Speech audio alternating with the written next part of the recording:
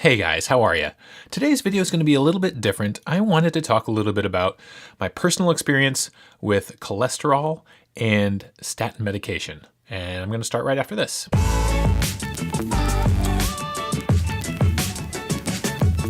Hey guys, welcome to AD Keto. My name is Aaron. This is the channel where we talk about the ketogenic diet. I do some keto food vlogs, talk a little bit about keto science, and do some keto recipes. If this is your first time here, please consider subscribing. And if you do, be sure to click the bell icon so you get a notification whenever I upload new content. All right, guys, so this is a video that's been a long time coming. I have wanted to do this video for a while. It's about cholesterol and my personal experience with cholesterol. Before I even get started, I want to make sure you guys understand that I am not a doctor. I'm not a medical professional of any kind. I'm not trying to give anyone any medical advice. This is simply my experience with the world of high cholesterol and statin medications.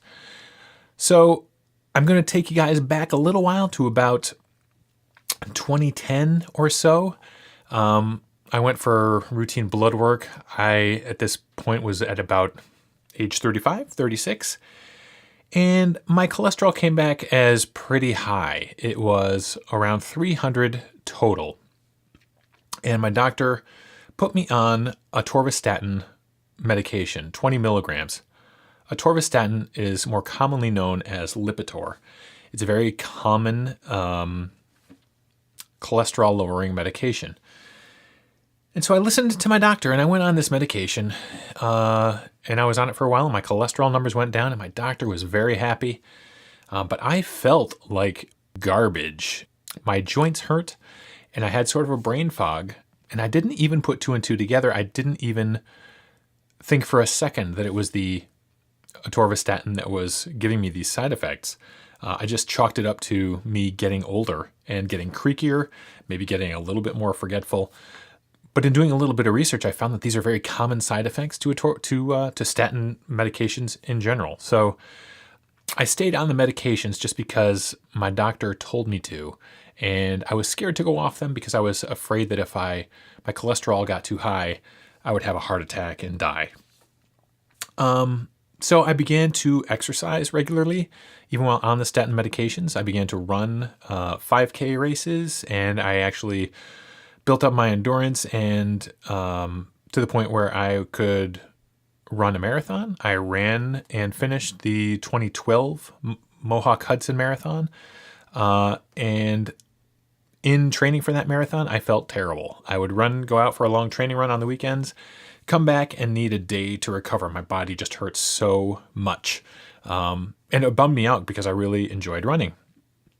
So I yo-yoed with my weight for a little while. After this marathon, I sort of started eating poorly, ate a lot of, frozen pizzas and just made bad choices. But my cholesterol kind of stayed in that normal range because I was still on the atorvastatin. And then in early 2017, I sort of had enough yo-yoing and I decided to start keto. I found keto through a friend at work and tried it for a little while. And within a week, was in love with it because I felt amazing, better than I had in a long time. Didn't really have much of the keto flu, maybe a few days. And then I think the fourth day after I started keto, I can remember waking up and feeling like something was different. Wasn't hungry, had a lot of energy, was becoming fat adapted. So I decided to stay with it. And I also decided to drop my statin medication. And I stopped taking my statins in January and got some baseline blood work done at the time. And then a few months later, when I went to see my doctor again, had my blood work done again, and my numbers were up, which I expected. I expected my cholesterol to go up, and he was worried and really didn't know what to do. I told him that I felt better than I had in years.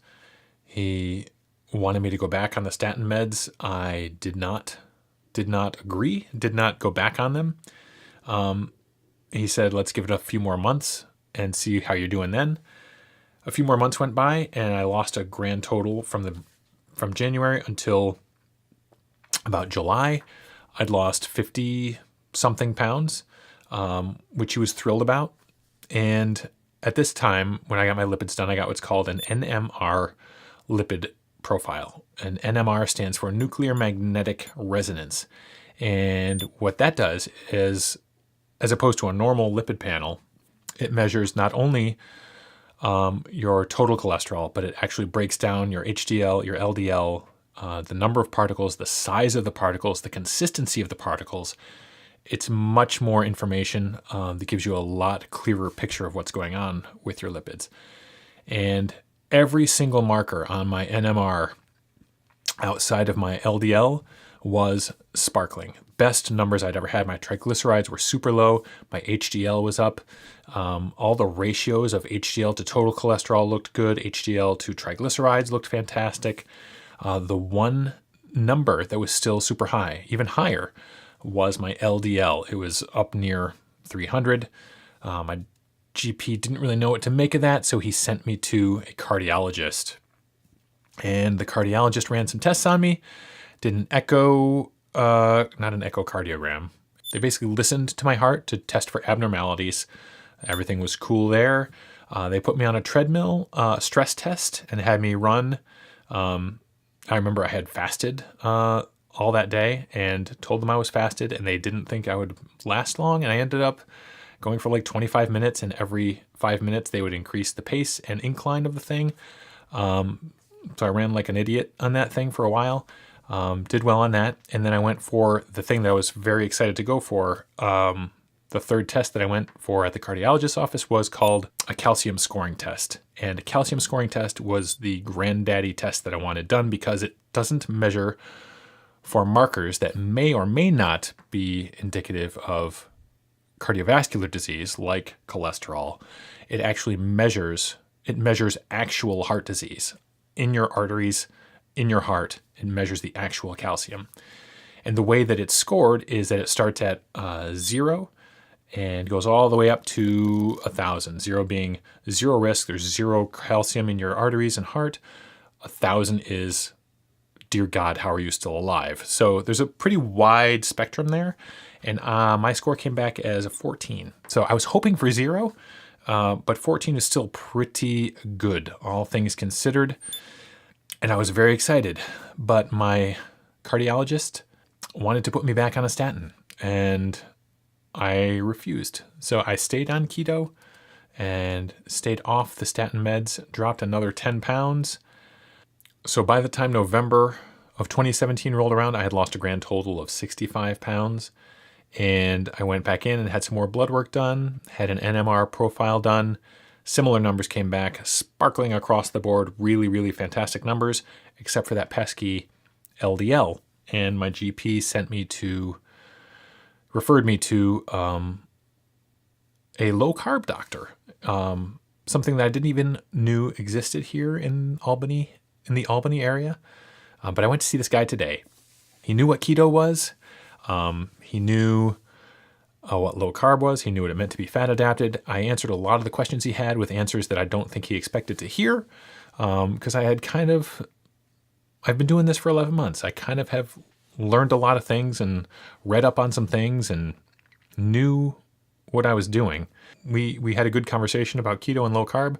However, his whole thing is using keto to transition people to a Mediterranean diet. He's had a lot of success getting people on Mediterranean diets, which is more less fat and more protein.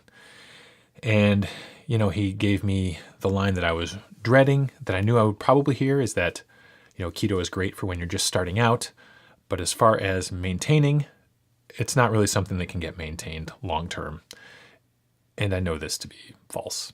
So we talked a little bit about my LDL and how, even though my calcium score was good, it wasn't 0, even though all of my numbers looked good, except that LDL. And even though my weight is where it was when I was 21 years old, he suggested that I eat fewer marbly cuts of meat.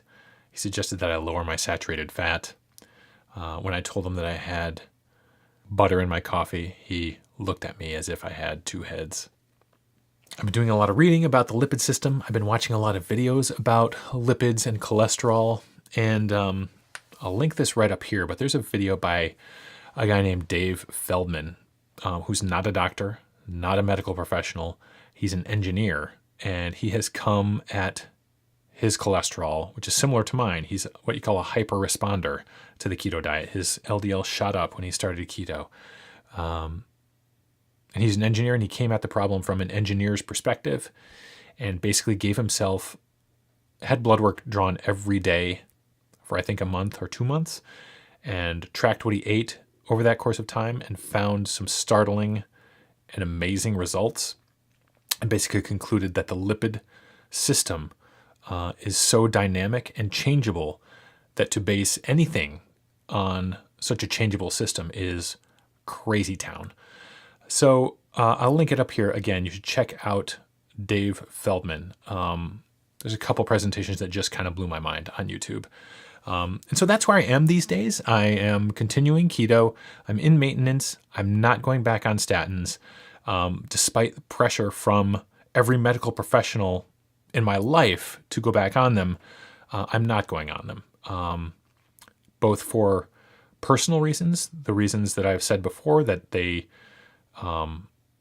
I had some issues with them, some side effects, some achiness, some foggy headedness that I don't want to experience again, but also an institutional reason for not going back on them. Statins are now the number one drug in the history of drugs. The standards for putting someone on statins have become lower and lower and lower as time has gone by, and I feel like it's mostly about money. So while statins might be lowering my LDL number, I don't feel like that LDL number being lower benefits me in any significant way. So that's what been my experience with cholesterol and statins. I appreciate if you've listened to me ramble for this last 15 minutes or so. I know that this is not really the kind of video that I normally do, but I really wanted to talk about it. I feel pretty strongly about it, and that's where I am. So let me know if any of you guys have had similar experiences. I know that in general, cholesterol does go up when you start keto, kind of no matter what, just based on the fact that you're using fat for energy. Fat is being mobilized throughout your body. More cholesterol is going to show up in your blood regardless. But let me know. Let me know what your experience has been with this stuff. I'd love to hear from you and love to chat about it. It's something that I really needed to talk about, and I hope it benefits somebody, or I hope somebody can identify with it. And that's going to wrap it up for this week. So I thank you for watching. Please consider subscribing if you haven't already. I hope you have a fantastic day, and I will see you